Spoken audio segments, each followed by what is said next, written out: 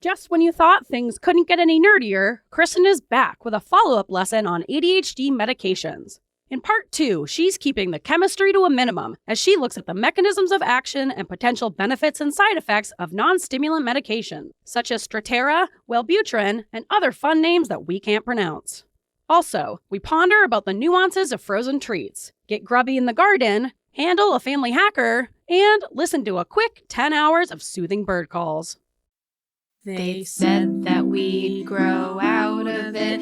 Well, the joke's on them, that's just our brains. We're eccentric, loud, and stubborn, and most of our clothing is covered in stains. It's not a deficit of attention, there's just too much to think about. So if executive dysfunction becomes a little too much, if you forgot why you came in this room, or you're hypersensitive to touch, then put on your seamless socks and come join our little flock.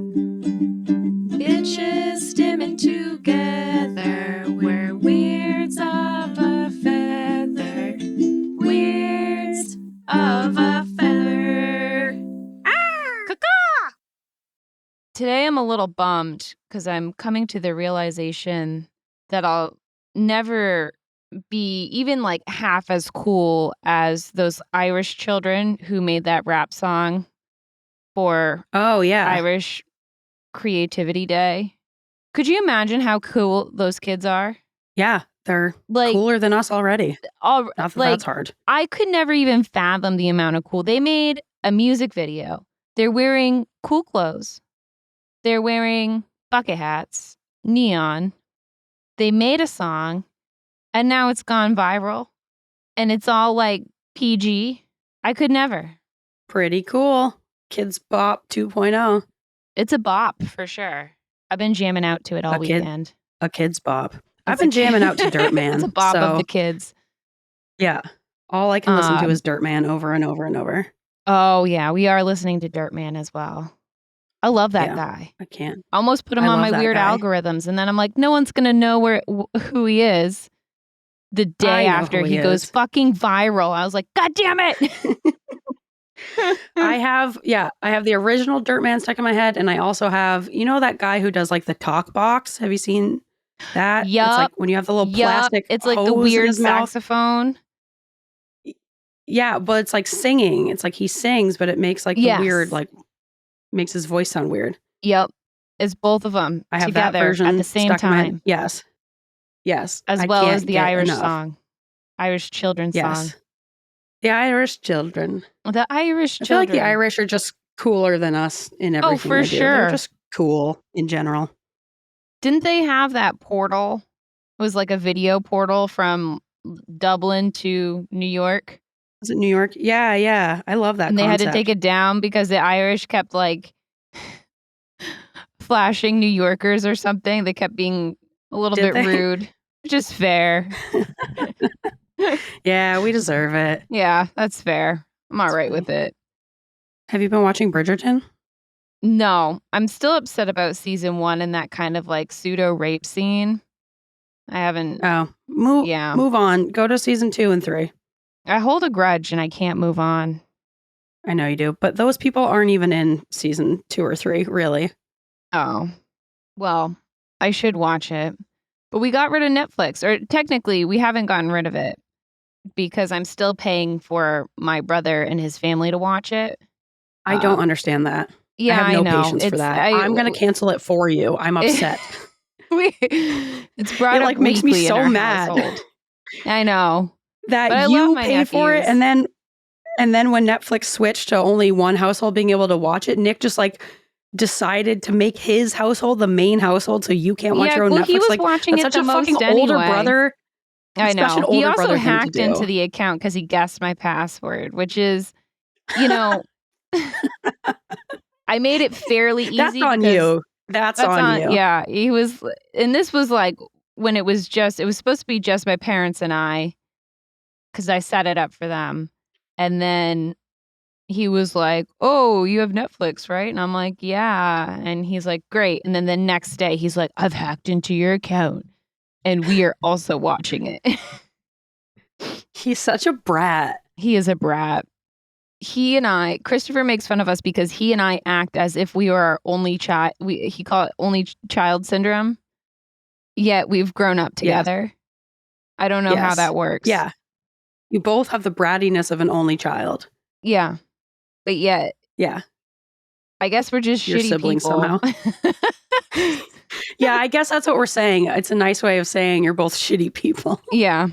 That's all right. But you're it's only true. shitty to each other. That's the thing. We You're are like shitty to each other. rivals who begrudgingly love each other is how I would describe you and Nick. Yeah. Yeah. Like he's a great dad and would do anything for his kids and his family. But when it's other people involved, fuck them.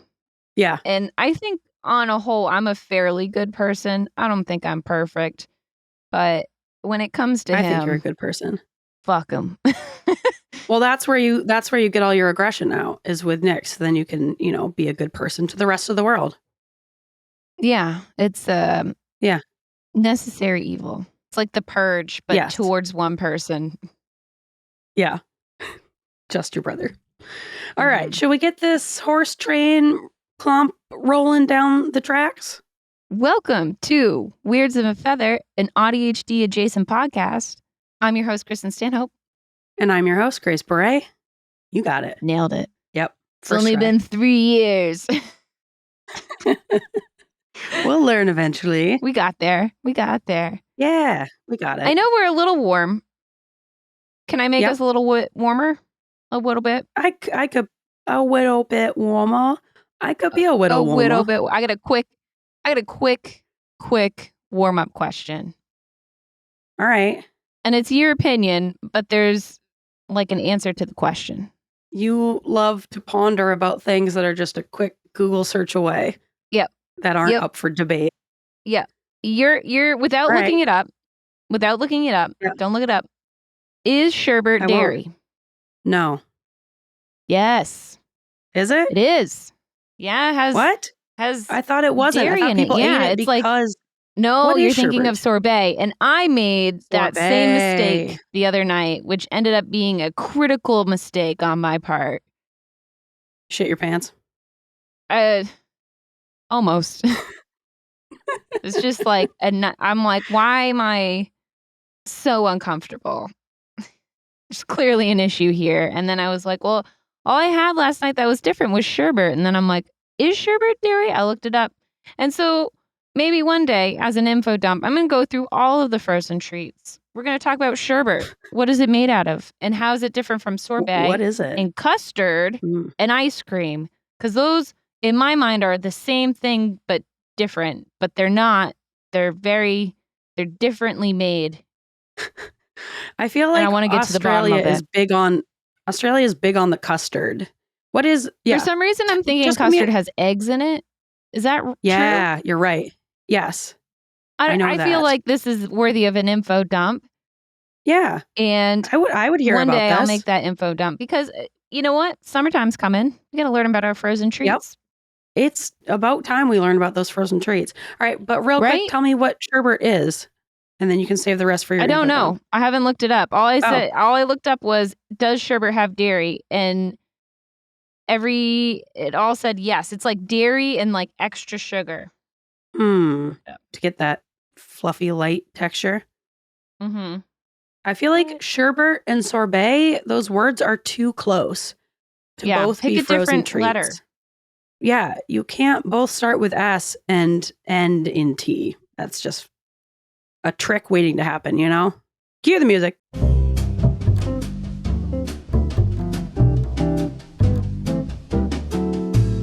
Oh, sorry, I'm looking it up and it's one of those like food bloggers. Oh, that has to give you her whole backstory of how her grandfather loved sherbet. Yup. Just no one cares. Some people must care, right? Some people must care. Like, who's reading those blogs? Okay, I'll just read you one excerpt because I don't want to spoil the whole future info dump that I plan on doing that I haven't actually done yet. Sherbet has more of a creamy texture that you'd expect from ice cream thanks to ingredients like milk, heavy cream, or buttermilk. So it's like ice cream? So it's like ice cream. So yeah, so not a dairy-free option. Okay. Well, I feel like that's important information to have if you're sensitive to dairy. I feel like there should be labels on this. There are. I just didn't read them. They're at the back. Yeah, I feel like that's kind of on you for not checking. But you thought too. You also thought sherbet. But I'm not eating it. I'm not lactose intolerant, and I'm not eating sherbet. If I were, I would make sure that it didn't have dairy in it. I wouldn't just assume I know, because what do I know? I've lived my whole life thinking that sherbet didn't have dairy in it, and here I am being wrong. Same. Yep. Only took one poop in the pants to prove you wrong. One key moment. Yep. But yeah, that was my was my short warm-up question. I just didn't know. Was a good warm-up. It's like one of those things you didn't know what you didn't know, and now I realize I don't know many things. Same. I'm gonna find I've them always out. known that. You've That's always what this known that podcast is sherbet all has about. dairy? No, I've always known that I don't know things. Well, I know that I don't know everything, but I think I know most things when it comes to sweet treats, as someone who indulges in sweet treats quite often. That's true. Yeah, when it comes to sweet treats, you'd think your knowledge would be higher. I have a really good warm-up question that I'm going to save for next time, related also to sweet treats. So I'm save it for my one. sweet treat info dump. Oh, that's a good idea. Ooh. All right. Ooh. Because it would be a nice transition. Wouldn't that be nice? Wouldn't that be great? Planning ahead. Yeah. Look at us. We'll probably forget by the time it comes up. You will, if you don't write that warm-up question down right now. I wrote it down. Don't keep that in your noodle. Yesterday. You'll never get it back.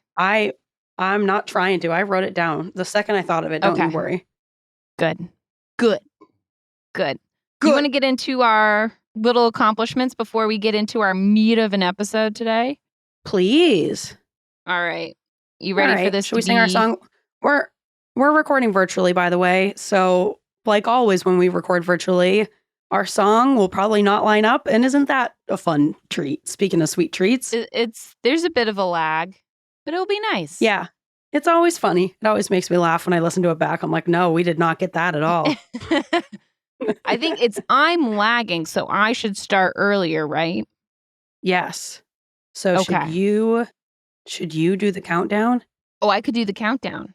Yeah, why don't you do the countdown? We'll see how that goes. Are you ready? No. I don't know. Yeah, all right, I'm ready. Okay. All right. Little accomplishments, but big in our hearts. All right, that sounded good. Over here. All right. We'll see how it goes. Yeah. Right. Yeah. Kristin, we'll figure it out. Yeah. This weekend, gardened as if my life depended on it. We made raised beds. We planted in raised beds. We made a goddamn trellis. As in Christopher and I, Christopher did most of like the hard stuff, and I kind of put the plants in the ground. And that's hard stuff. He set up a sprinkler system. I replanted a tree. I replanted houseplants. We have a plan for our chickens to get them a bigger, better run. And we did all these things. It was lovely. Wow. Look at you. Yeah. I Very mulched. Impressive. I put seeds in the ground. I don't know if they're going to grow. Exciting. They're there. Yeah. But it was like 2 days of hard labor, and I hurt everywhere. You bust out the wheelbarrow? I did bust out the wheelbarrow. Oh, I made a path. I made a path in my front yard, so I needed the wheelbarrow to bring the stones to make the path. You're a regular homemaker. Man, it was lovely. I had a lovely time, even though it was a lot of hard work. I had a great weekend of gardening. That is lovely. You know what? You're easy to please. You just want to be out in the mud doing your thing, and I respect it. It wasn't the mud. It was very hot and very warm, but it was nice to be in the dirt. It was nice. I had a lovely time. Sorry, not mud, dirt. Dirt. Today All it's right, mud we'll because see it's what raining. grows. Yeah. What did I you know, womp accomplish? womp. All right, I was going to do a mean little accomplishment, but then I Yeah. have a real one for real. It's not really Okay. mean. It's about you. Me? I was really proud of myself. Yeah. It's just a little ribbon. I was really proud of myself last stimulants episode that we did when you said graft instead of graph, and I didn't say anything. Graft instead of graph. You said yes, you told me to look at the graft instead of the graph. And in my head, I was like, she just That said is graft. that's a big with a T on accomplishment the for end. you. Right? Thanks for You not do that a lot, raining on my actually. parade. Yeah, but I'm saying it now, so I don't know if that's really kind of me. But I think you add a lot of T's at the end. Like addict, you say for addict, you say addict sometimes. And for graph, you say graft. Isn't that an It's just interesting like observation? when I'm writing, I'll add And you add E's in E's. everywhere. When I'm speaking, I just add T's. Yeah, that's just a little Kristin specialty. It's cute. It's like your little signature, you know? I think. Well, thanks. You're welcome. I think it's a nice little Kristin quirk. I think sometimes I get so amped up about what I'm saying, especially when I'm passionate about a subject like pharmacology, that my mind moves faster than my mouth. I feel like if I don't say everything I need to say, I'm going to forget something. So I just it's almost like pressured speech when people are in mania and they have that pressured speech. That's how I feel sometimes, but I just want to get all my thoughts out. That's kind of a thing with stuttering as well, that idea of pressured speech. So I wonder if that's connected as well, you know? Oh, I'm still waiting for the stuttering episode to drop. Yeah, I know. It's on my list. My real little accomplishment is that I hung eucalyptus leaves, branches in the shower, and it smells lovely. And I've always wanted to do that. And now I finally did it. And it's just hanging off my shower spout. And when you turn the shower on, it steams up and it makes it smell like eucalyptus. And it's very calming and peaceful. And it feels luxurious. Ooh, that sounds lovely. I would love to do that, but Christopher's pretty allergic to eucalyptus. I feel like that wouldn't go over well. Oh, yeah. Maybe don't do that then. Yeah. All right, Kristin, let's get into that meat. What do you have prepared for us today? Today, our meat. This meat is about non-stimulants. Last episode, 83? Yes. 84? No, 82. This is 84. 82? This is 84. 82. Because we did a just segs in between there. 82. This is 84. 82. We talked about stimulant medications. We talked about amphetamines and methamphetamines. Methylphenidates, not methamphetamine. Methylphenidates. We talked about the difference between the two. There was organic chemistry involved. Now we're going to talk about other medications that are non-stimulants. And what does that mean? They do not directly increase the amount of dopamine in the synapse, is what I'm taking this as. So they may indirectly work on a dopamine, but it's not like their main thing. Okay. All right. I'm interested to learn about them. I don't know a lot about these non-stimulant ADHD medications. So I'm here, a willing and excited student of yours. So we have quite a bunch of meds to go through. I'm going to try and make this as tolerable as possible. Less chemistry involved in this one, which I think most people will like.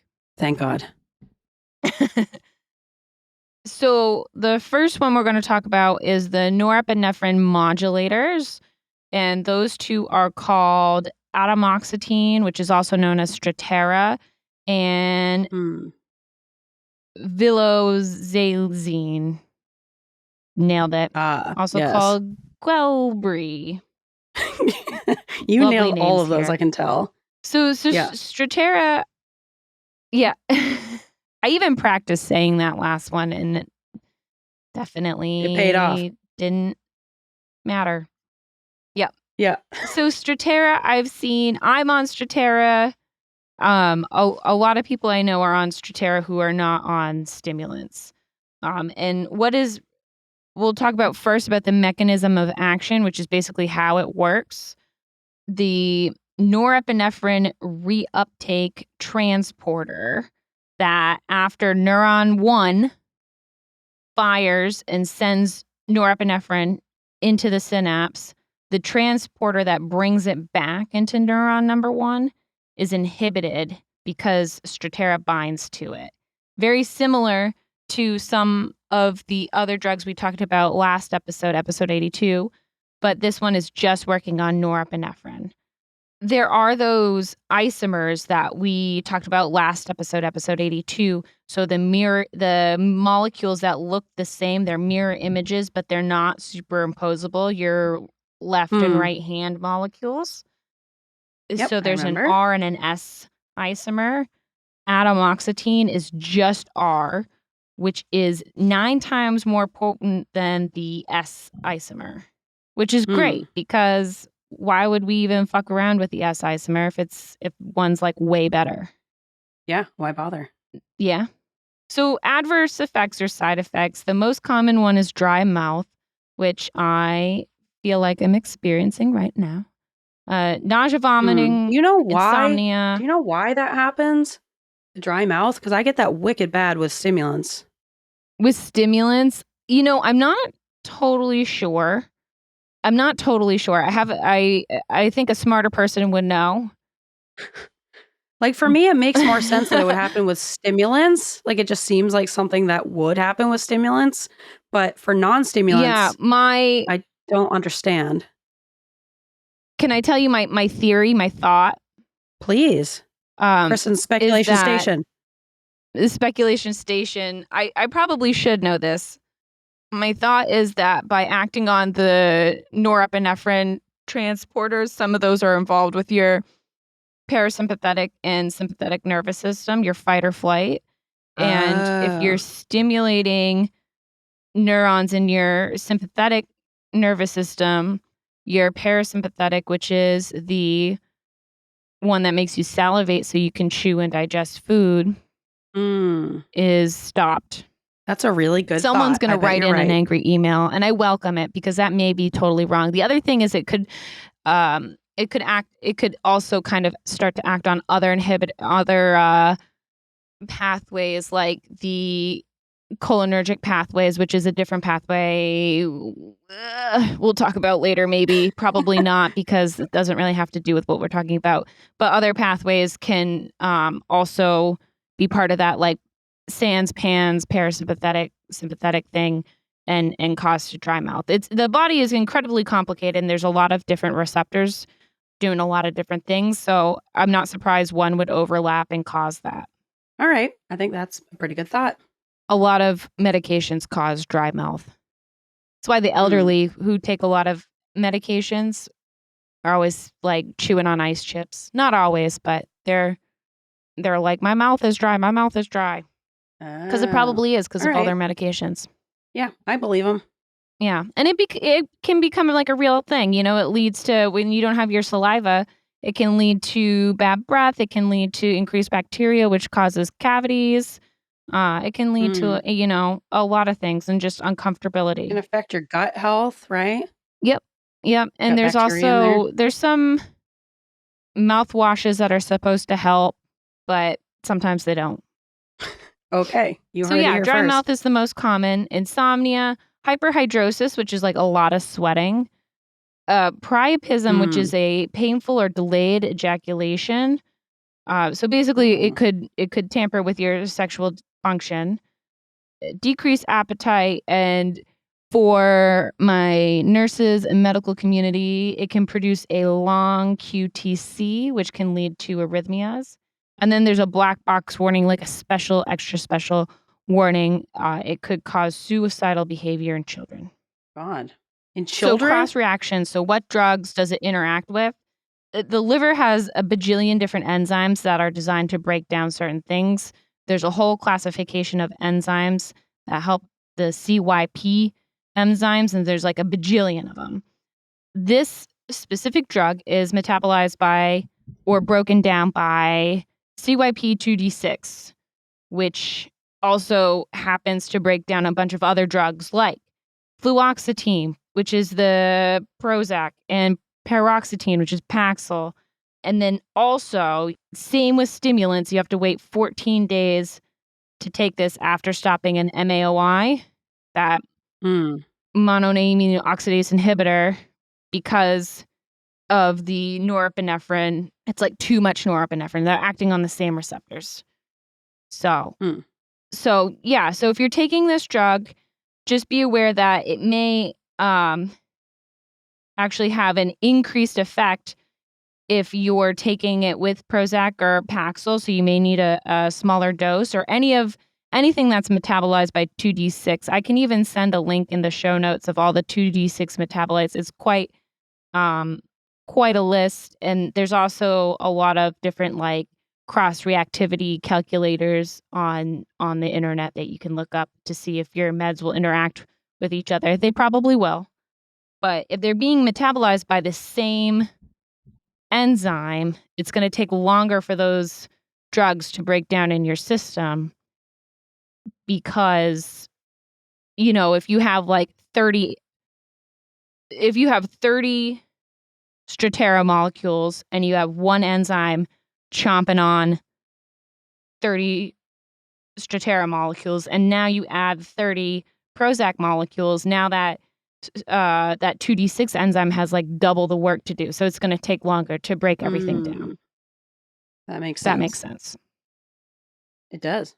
Also, I thought this was really funny. Everywhere I looked up, the initial dosing is 40 milligrams. I don't want to say his name out loud because I don't want to shout his information to the world.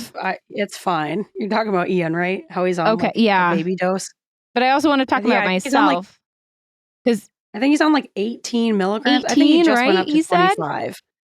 Yeah, but 18 is for I'm babies. also on 25. We're both taking baby meds. Okay, yes, I was on 50 and I went down to 25 because of the nausea, and because I thought it was decreasing my sparkle. That's right. So instead of just not taking them at all, you did go down to 25 and you're still taking them? I did. And now I'm feeling good. And I'm maybe I can go back up to 50, but we'll see. Do you need to all go of back this up to you 50 should be doing if you're going to adjust your medications? I am feeling well, but I just want to make a little PSA. If you're adjusting your medications, make sure you let your provider know. They need to keep tabs on it. Don't just start and stop things without telling anybody. Are you speaking to yourself there? Because you were just going to stop. Yeah, I was going to say it's more of a do as I say and not as I do. Yes. And how's your sparkle at the 25 milligrams? I think my sparkle's great. I get a great sparkle. All right. Well, I think you're good at 25 lately, then. I might stay at the 25. I've also been exercising again and the sun's out, so I'm it's all the things. Maybe this winter when I'm sad because, there's no sun, I'll go back up to 50. But right now I'm going to stay steady. We'll see. Good. Stay the course. That seems like a really big jump. They only have 25 or 50? No, so they have 25, they have 40, and they have 60 milligram tablets. I believe. I think they might even have an 80. But they don't have a 50, so I don't know. I feel like maybe I could try a 40. I don't know. I'll have to talk about it with my primary care, but maybe I could try the 40 instead of just doubling my 25. And I also think that's cheaper based on insurance because of American healthcare, and it sucks. Yes, I think that's a good idea. But also because I keep so I'm doing very well taking them every day. But for a while I wasn't taking them every day because I kept forgetting. And then also because I've cut my dose in half, I have so many extra tablets. It will take me a year to go through them all. Sweet. That's nice. Yeah, I know. It's a win-win. Oh, yeah. So talk to your doctor if you're going to adjust your own medications or feel like you need a change, because someone should know about that. Yes. Good advice. And maybe if maybe if you're having all these side effects where you feel like you need to cut down or something like that, maybe they can recommend a different medication or just chat about it. Yeah. So with this medication, so unlike stimulants, Strattera may take several weeks to take effect. Kind of like your SSRIs, your Paxil, Prozac, Lexapro, all of those take weeks to kind of for someone to notice an effect. And then if you have any sort of like hepatic issue, a liver issue where maybe your liver function's not as good, maybe you have some sort of family history of some sort of like liver disease or something, you may need a special dosing due to the fact that it is metabolized through the liver. And then I also heard that with Strattera, there's potentially less emotional blunting or personality blunting than stimulants, but we'll see. So I don't know if you've ever noticed that in your stimulants, if you feel like your personality is blunted. I don't think I've heard any of our listeners talk about that, but maybe because we haven't asked about it before. Yeah, I mean, it's hard because I've been on it for so long, but like I've always tried to pay attention to that. But I don't know if it's like personality blunting so much as like, I have fewer of these like big emotional mood swings. And like, is that what I was considering my personality that's now being blunted, And is that necessarily a negative thing? Right. So I don't feel like it's like taken away my personality, I feel like I'm still weird and loud and, still have emotions. You are. I just, yeah. All right. Well, thank you. That's good to know. But yeah, I don't think it's like had a big detriment to like who I am. I think it's just easier to kind of manage my emotions.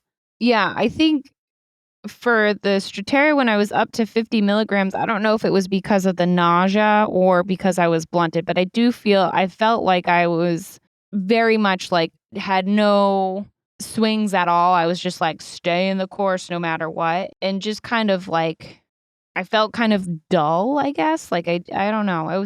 Thought it was very strange, but it also could have been from like a ton of nausea I was having. So now that I've cut down, I feel better. Good. I feel like another problem with these medications is like they're designed for ADHD, but like, what about people who are AuDHD? Like, I just feel like the impact on obviously a person's brain who's just ADHD versus autistic as well, it's going to be like totally different. But it doesn't seem like they distinguish between the two, So I'm interested to see in the next like 10 or 20 years kind of what comes out about that. Yeah, I completely agree. I don't think AuDHD, as far as like managing it medication wise, has been really studied. And we also have to remember for the longest time until 2015, the leading experts were saying that you can't have ADHD with autism, Yeah. I think it was till 2013 in the DSM you couldn't be diagnosed with both ADHD and autism. It wasn't allowed. Which is insane because it's so comorbid. Yeah, exactly. It's like over 50%. So it's crazy. So it will be interesting to see the studies that come up in the next few years now that this is being studied a little bit more and see if there is, a medication that helps better over a different medication. We'll see. Yeah, we'll see. So let's talk about Qlibri. Maybe it's Qlibri. There's a Q without a U, and it's really driving me nuts. I don't know if it's like iPad or something, iPhone, where it's Qlibri, or is it Qlibri? Yeah, I don't know. Does it still make the qu sound if it doesn't have a U in there? Or is it just a K? Kelbri? Like Qatar, doesn't that have just Qatar? Well, yeah, but that's a country, Yeah, but isn't that how you handle that Q without a U? That's how you approach it? It sounds like a K? I don't know. We'll have to look into this. Hold on, I got a YouTube video. Cue the music.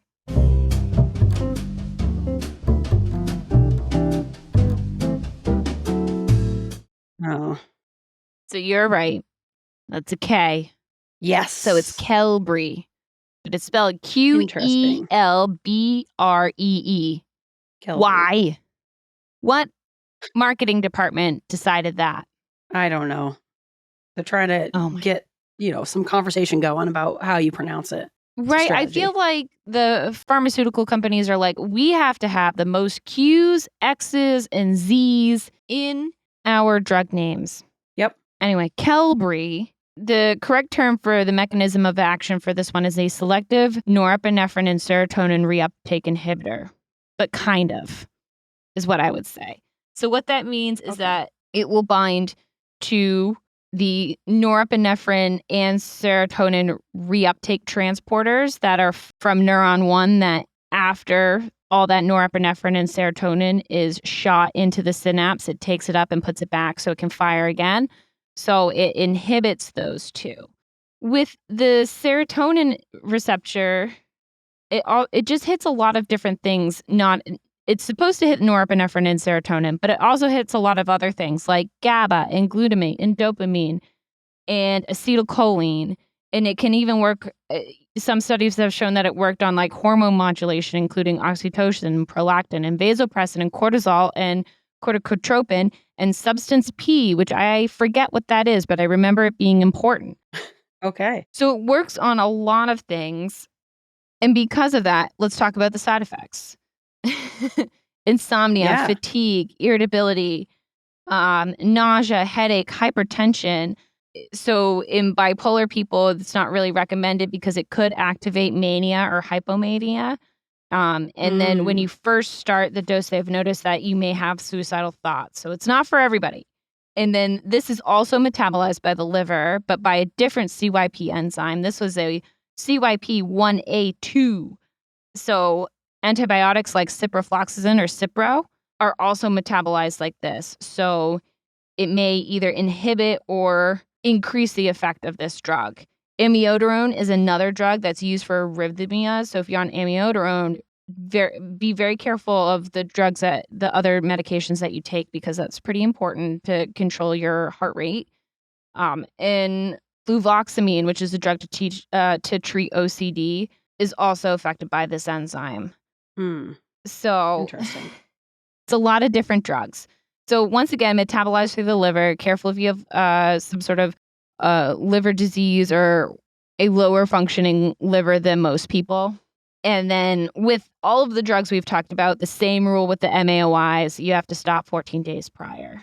And despite the fact that it may stop your amiodarone from working, it does have a lower risk of arrhythmias. Okay. That's a good note. Than stimulants, I believe. Yeah, those stimulants just are so impossible. Like they're really bad for you if you have heart problems. So I would say look into non-stimulants. Exactly. So those are the two norepinephrine modulators. And I would just say the key points are Strattera, also known as atomoxetine, works on just the norepinephrine transporter, and it's broken down by your liver. Careful if you're taking other antidepressants. The Qelbree or vilozizine, whatever. I'm done. It's such a stupid name for a drug. Just give up. It works on norepinephrine and serotonin reuptake inhibitors plus more. And it can work on a lot of different things, which means it can have a lot of different types of adverse effects. But maybe if Strattera doesn't work for you and stimulants don't work for you, this might be a better option because it's, I don't know if this makes sense, but it's attacking the ADHD from different receptors, you know? So maybe if treating your ADHD from dopamine receptors alone is not working, doing it through something that will hit different types of receptors will work better for you. All right. Yeah, I guess I kind of know what you're saying. Does that make sense? Yeah, because I mean, we don't fully even know what causes ADHD yet. Like there's so many different components. We know it's not just the dopamine, but we've identified dopamine as like a main cause of our problem. So yeah, it would make sense that, there are other pathways and other chemicals involved as well. Yeah, and or maybe maybe you're unable to tolerate stimulants or Strattera, so something that works differently than both of those will work for you. Yeah. Okay, so now we're going to move on from norepinephrine modulators to antidepressants. Wow, wow. The first drug I want to talk about is bupropion, also known as Wellbutrin. I feel like I've been seeing this prescribed more and more and more. Some people use it to treat smoking cessation. Some people treat it for anxiety, depression, and it's now also being used to treat ADHD. The mechanism of action is not entirely known, which is fun. But what we do know is that it is a weak norepinephrine and dopamine reuptake inhibitor. And it works better on dopamine than it does norepinephrine. And it also kind of sort of acts on serotonin receptors. Does that make sense? Yeah, I think so. So much weaker than a stimulant, and we don't exactly know how it works, but it kind of works in this way from what we know right now. Okay. Right? So side effects could be increased blood pressure, a runny nose or throat. You might get some postnasal drip, insomnia, agitation, dizziness, weight loss, sweating, dry mouth, tremors, constipation, and blurred vision. And I think a lot of those, like constipation, sweating, dry mouth, may be from the serotonin more than anything. But once again, we really don't know how this drug works. The most severe side effect that we should all be aware of is that it does lower what's called the seizure threshold, which is like basically like how easily it is for you to have a seizure. So if you have a seizure disorder, probably not the right drug for you. No. So once again, you cannot take this drug with MAOIs. What's that? Which drug is that again? This is Wellbutrin or bupropion. Okay. The wellies, as one of our friends calls us. Oh, that's a fun name. So there's a couple drugs you just cannot take this drug with. One is the MAOIs. It's going to be a theme because of what it is.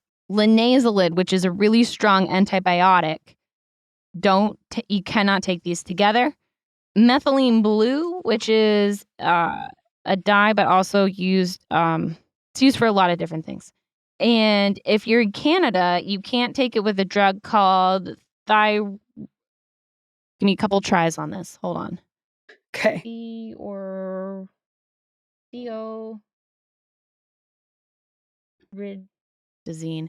Theorizidine.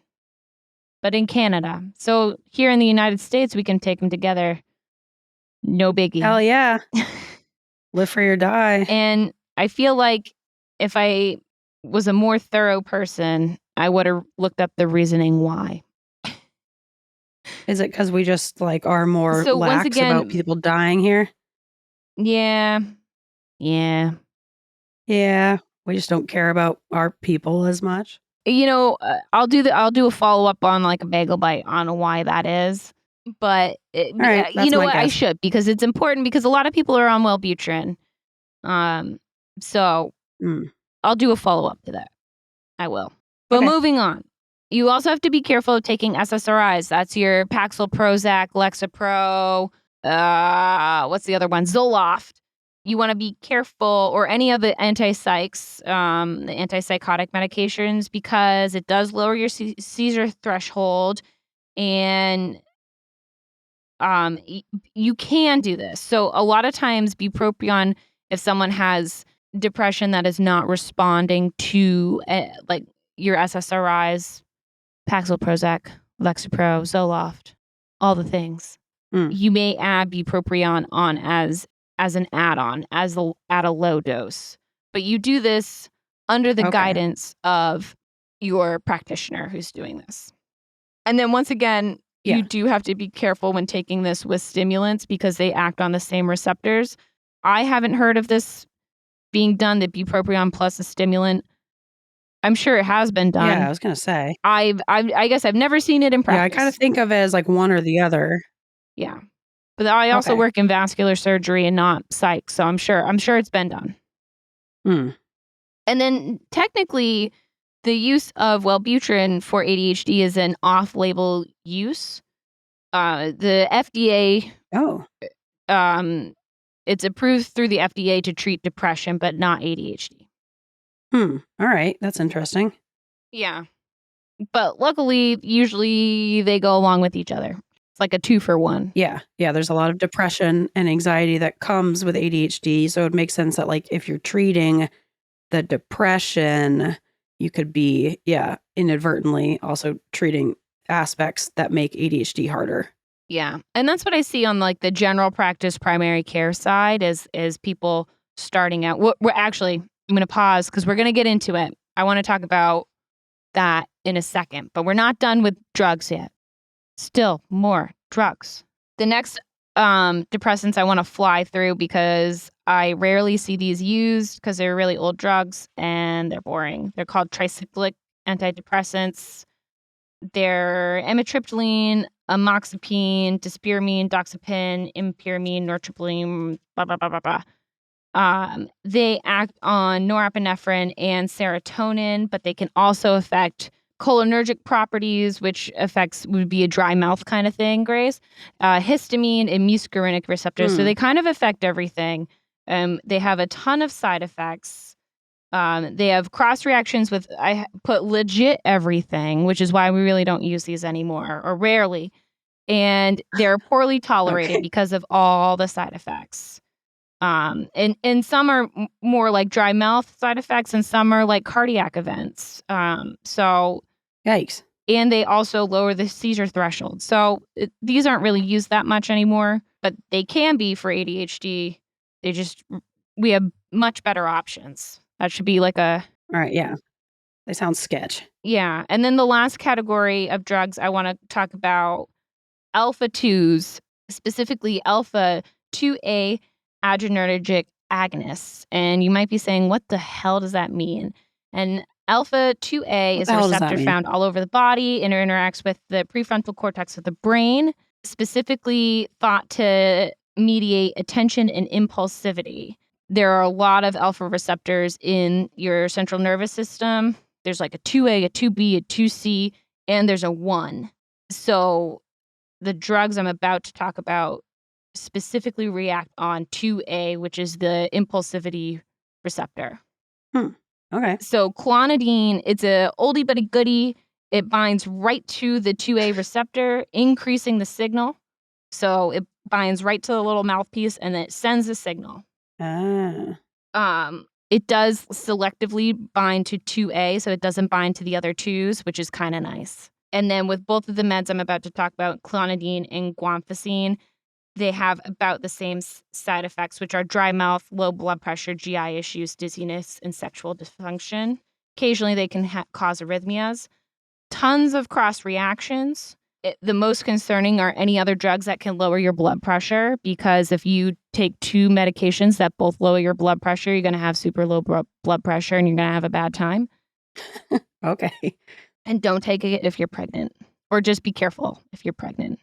Someone should know if you're pregnant and taking this drug. And then the last one is guanfacine. It acts the same way as clonidine, except it's less specific. So it binds to...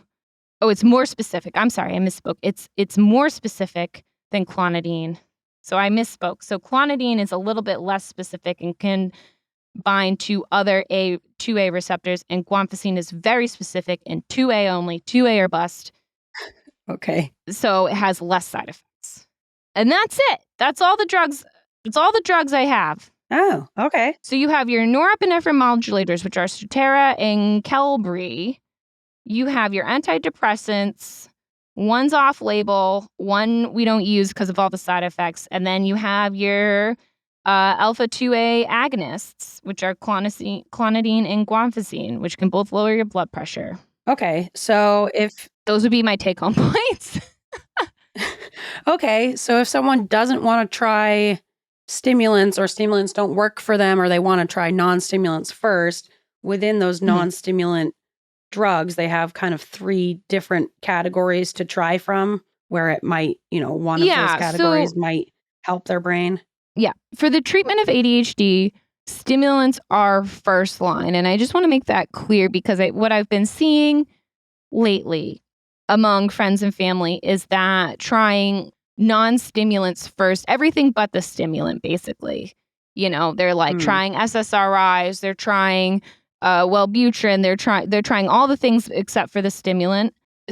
But I think there's a lot of different reasons for that. But to be clear, stimulants are, from every study there is, are first line for ADHD. Now, if you are unable to tolerate a stimulant, which lots of people are, these are other things you can take. So Strattera, Wellbutrin, and guanfacine are probably the most popular. Okay. Yeah, it seems like everyone is like kind of anti-stimulants, and I don't know if that's just like, they've gotten a bad rap or people are scared of them. I think people are scared to prescribe them because of the misuse potential, which I think has, at least maybe because I'm older, I'm not in college, but I think has gotten better. I think, at least when I trained, a lot of, like my friend who works in primary care, she says that they just have a office policy that they don't prescribe stimulants unless you have been seen by a in-system psychiatrist who makes the recommendation, and then they just renew the prescription, which I think is silly and cumbersome for the patient. But that's my personal opinion. And especially for a patient with untreated ADHD. right. So I think a lot of maybe there's some uncomfortableness with general practitioners about diagnosing ADHD. I know in some places, I think Australia, you can't get this diagnosis without seeing a psychiatrist. And I think they even like, correct me if I'm wrong, Australia, but in order to get a diagnosis of ADHD, do you have to like turn in your records from like elementary school or something? I thought a listener told me that, and I may be wrong. I hope I am, because that's silly. I mean, they do that here. I don't know if it's like a requirement there versus here. It's like they want to see that for your diagnosis. But, I know it can be a part of the diagnosis here, the diagnostic process. But yeah, I don't know if it's like a must have for Australia. Right. So I think, luckily we have these medications because I think there are a lot of different hurdles to get a diagnosis. Maybe you have to go to a psychiatrist. You can't just see your general practitioner, and maybe that's a 6-month wait. So I think some people are looking towards these medications as like, at least I can do something for my patient. I can see if, or maybe they're ruling something out like, well, I don't know if it's anxiety, so why don't I try Wellbutrin? And if everything gets better, then it might be anxiety over ADHD, and we'll just continue with Wellbutrin. I think what I'm hoping is that maybe these are a better tool for people who have limited access to someone who can get you stimulants. Or if you're unable to tolerate stimulants, then this is a good option. What I hope doesn't happen is that even though all of the studies have shown that stimulants are the gold standard, the first line treatment for ADHD, I hope that these don't, in practice become first line because we can't, get access to our patient or something, or get the proper support for our patient. Does that make sense? I feel like I didn't say that right. I don't know. I'm seeing these at least in the medical side. And once again, I work in surgery. I don't work in primary care, and I don't work in psych. So I have limited experience like prescribing these medications. But I do see these being prescribed a lot in my patients. And then I also see, that they have like a diagnosis of ADHD in their chart. And so I think it's interesting that I am seeing these prescribed more and more and more. And I guess the question to me is it because we we're so afraid of prescribing stimulants? Are we not able to prescribe stimulants? Is it because we're still ruling things out? I don't know. I'm just I'm glad we have these. I think they're a really good option. Like, are they using these non-stimulants kind of kind of like we use anti-anxiety meds where it's just like a catch-all of like, oh, you have all these things. Like, let's just throw this medication at it and hope it covers some of these things. Yes. That's what I'm hoping that is not what is happening. And I think I'm just removed enough from the situation to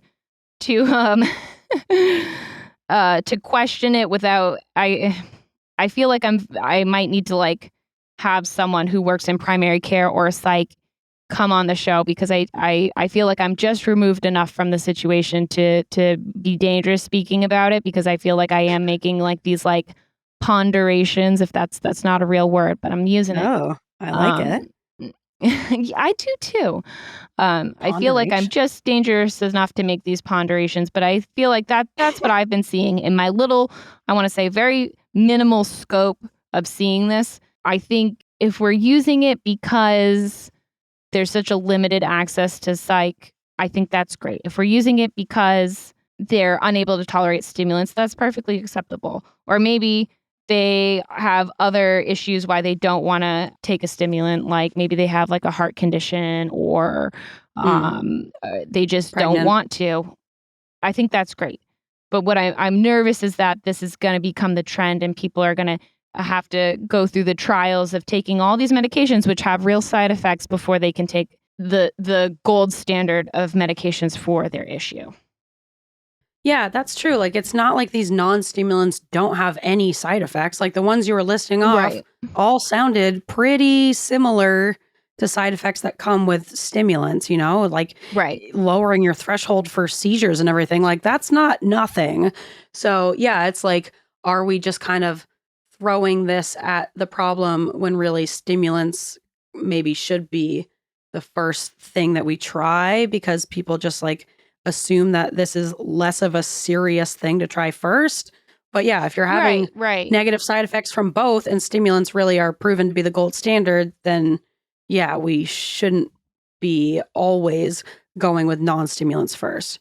Mm-hmm. And I don't want to tell anybody how to practice, but I do want to say, I know for sure after reading and listening to Rusty Bark, our good friend, not our good friend, we don't know him, Dr. Russell Barkley.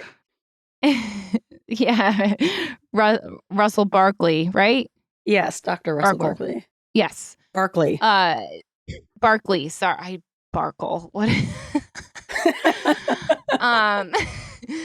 After, you know, I've read at least one of his books, and I've listened to his podcast, and I've listened to a lot of things he said, and he's always said, it's like, don't be afraid to prescribe the stimulant. I think he would agree with what I'm saying, where you know, we do have a lot of good tools for as far as non-stimulants go, but if the standard of care is the stimulant, then that's what should be prescribed first. And every situation is different, and that's why you need to, you know, go to a practitioner, a medical provider to be prescribed these things, and have a legit conversation where they can go over all of your issues, your traumas, your past medical history, other medications that you're on, to make a decision with you, a two-way decision. You and the practitioner work together to decide what goes on. But I'm worried that the new default is going to be what's not the standard. Yeah, it's just I a agree worry with you. of mine. I think that's a valid worry. I do think if you're starting at like zero, you're starting at nothing, you have no ADHD diagnosis, you've never talked to your doctor before about it, and you're wanting to get that stimulant medication, like, it feels like such a big undertaking to be like, all right, I have no diagnosis in my charts, I'm not connected with a psychiatrist, like, I don't, like, it just feels like such a big climb to be like, all right, I'm going to make an appointment with a psychiatrist, which could be, you know, 3-month wait, a year wait, some places like 2 years wait, like, especially with this big boom, the waiting list can be so long. It can be thousands of dollars. You can need all these things. You might get a bad psychiatrist and like, they might not, you know, have this recent knowledge of what ADHD can look like in, you know, women and femme presenting people and people of color and blah, blah, blah. So, you know, it could be a big undertaking to get that diagnosis and have them put you on stimulants. So it could be, you know, for your own plan that the Wellbutrin or Strattera could be like a stopover for you because it's easier to get on. Your doctor can prescribe it without seeing a psychiatrist. It could be like that could get you in a good place to be able to then go on the rest of your journey to get in with a psychiatrist. Because it's just like to do that totally unmedicated without any support is so hard for anyone, let alone someone with untreated ADHD. So it could be, using that as a stopping point and then helping you go on your way to like finish the undertaking. But I agree with you that I think that's a great point. Access to care is when you're difficult. Yeah, when you're in that position, you just need like something to be able to give you a boost to like be able to go the rest of the way. But don't just stop there if it's like not truly working for you, if you have the resources and access to get the true diagnosis, which is like so much. It can be thousands of dollars.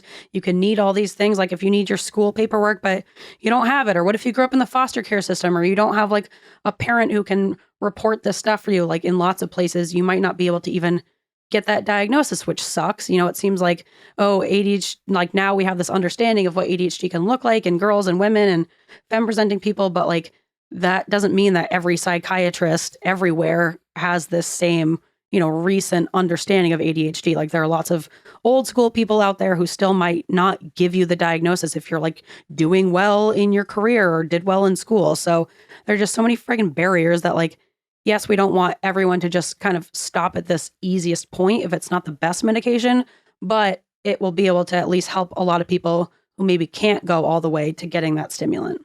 Right. I completely agree. And I think coming from like a provider standpoint, a medical provider standpoint, if you have a patient, like if someone came to me and said that they were struggling with all these things, but for some reason stimulants, either like I had a practice where they didn't prescribe stimulants without a referral or some sort of recommendation from the psychiatrist, which I think is kind of becoming standard, which I understand. Yeah.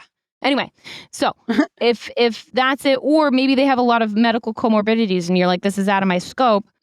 I don't feel comfortable just going ahead and prescribing a stimulant with all these other things. These are good, but I want to do something for my patient. I want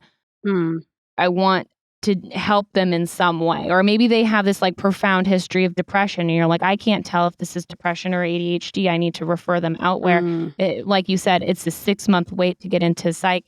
And I can't just let them like drown without doing anything. I have to do something. These are great options. Yeah, absolutely. And I also think a lot of, ADHDers, like I think that autism component, not for everyone, but for a lot of people, because it, makes your nervous system even more sensitive than just ADHD. I think a lot of ADHDers are like extremely sensitive to caffeine. And so I could see a stimulant like making, autistic people especially like way too anxious. Like I just see us having such fragile nervous systems that I could see a stimulant like not going well for ADHDers especially. So, there are a lot of different options to play around with, but it takes a lot of work and resources and privilege and access to be able to like truly find the medication that works best for you. So, these are something that people can have at least. Yeah. And if you, the listener, have any like questions, thoughts, you're like, I think you guys are both fucking wrong and I need you guys to know about it. Or if you're like, oh, this is my personal experience. If you have any sort of ponderances about this topic, I would love to hear from you. You can email us at weirdsofeather@gmail.com. Or, you can find me on Facebook. You can DM us on Instagram, anywhere. Just reach out to us and I'd be happy to chat with you about this. I think it's important that we, as a community, kind of, band together and support each other, especially if someone's having a hard time either like seeking a diagnosis or questioning a diagnosis or struggling with different medications. We're here to support. But I would also love to know your thoughts on what you have about this subject. Yeah, please let us know if this has worked for you or you found something that, has really helped you out or you have experience with this. Definitely let us know. Are you someone in the psychiatric field who has a lot more knowledge than I ever could about this? Reach out to us at weirdsofeather@gmail.com. Yeah. But that's all I have. So I hope this wasn't too boring. I know a lot of it was repetitive. And I think the stimulant episode was much more fascinating than the non-stimulants because there was a lot more chemistry and I kind of like that stuff. Less chemistry in this one, a lot more side effects. And Side effects, I think I misspoke on that one. Yeah. But I yeah. mean, I think it's all important. It's good for people to know. So I think that was a good episode. Yeah, thank you. Are you ready for our bod? Yeah. Oh, wait, nice, shoot, no. Bud. We got to do the thing. You're right. We got to say goodbye. Liked this episode. We do have to say goodbye. Okay. All right. Yes. If you like this episode and you want to reach out to us, you can at weirdsofeather@gmail.com. We're on Instagram at weirdsofeather. We're on Facebook. We're on TikTok, kind of. We've got a website. Yeah, we have a website now. If you're like, how do I keep this horse train running? You can, because we have lots of things to do so. We have a merch site now. If you want a Nuck Sucker tote bag, it's up there. I will be purchasing one for myself, despite my thousands of reusable bags and totes. You can get a sticker. There's a water bottle that says I'm so quirky. I love it. It's a camelback. It's not the Walla, or else I would have like 5 of them. But it is a camelback, which is not bad. Right. Yeah. And that's at weirdsofafeather.com. Yeah. There it is. You can also follow and subscribe to wherever you listen to podcasts. I think right now we're only accepting 5-star reviews. I don't know, Grace, if you want to confirm that. Yeah, let me check the books. And yep, it says right here, 5 stars only at this time. Yes. Okay. All right. So you heard it here. Yep. 5 stars only. That's what we're accepting. Nothing less. Yep, nothing less. And but the best. Yeah. And that's it, I think, right? Yeah. Find us on all the things, blah, blah, blah. Let's get into this bod. I gotta pee. Are you ready for this bod? Yeah. Yes. I want your bod. This bod is, I think I just X'd out of the YouTube link, but this one's inspired by one of our listeners from Norway who always chimes in, and I'm always inspired by her poll answers. So little lean, we will tag you in the Facebook post and whatnot. But this one is the national bird of Norway, called the white-throated dipper. All right. Right? And then I've got a fun fact. So the white-throated dipper, the scientific name is the Klingklus. It's Norway's national bird and was voted as such in 1963. This bird, it makes its nests in like the backs of waterfalls and rapids. How cool is that? It's like a storybook. That is cool. That sounds lovely. Storybook bird. Yeah. I know, you're just chilling behind a waterfall. Like, how do they get in there? They'll have to I wonder if they have to fly through the water. Maybe from the side. That's true. Smart birds. They're smarter than us. You just fly right through it. You get smashed down into the water. I'd probably just drown. Yeah. You would not do well as a white-throated dipper. No. Can't get in. It's not meant for it. Yeah. No. Throated dipper. I just have to find. Okay.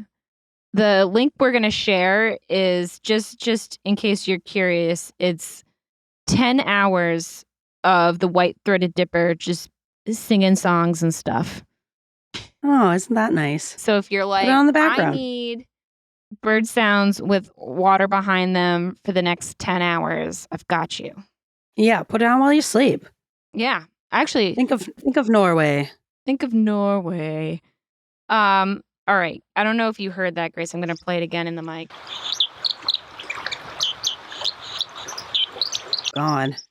All right. You go for it. Oh, I go for it? I was hoping you would go first. You go for it. No, I can't go that high. I can't go that high. You picked a high bird. I was inspired by Norway. God damn it, Norway.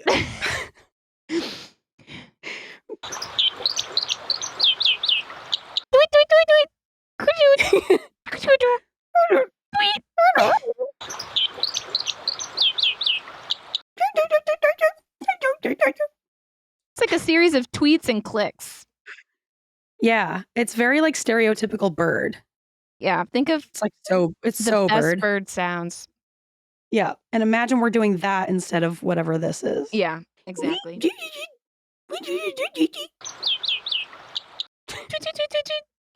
Oh shit! You know what I just realized? We were supposed to do the flamingo What? this episode. We'll save that for another Oh day. my God. Well, we've already done this one. It's too We've already late. done. Yeah. I forgot. I was going to say, you have a link for the flamingo in here. I do. But Yeah, I'll put a different link in. We'll save that one for another day. Tweet, tweet, tweet, tweet. all right. Tweet, tweet, tweet, tweet, tweet. Ah! Ah! Ooh, ooh. Tweet, tweet. Okay, see ya. Okay, bye.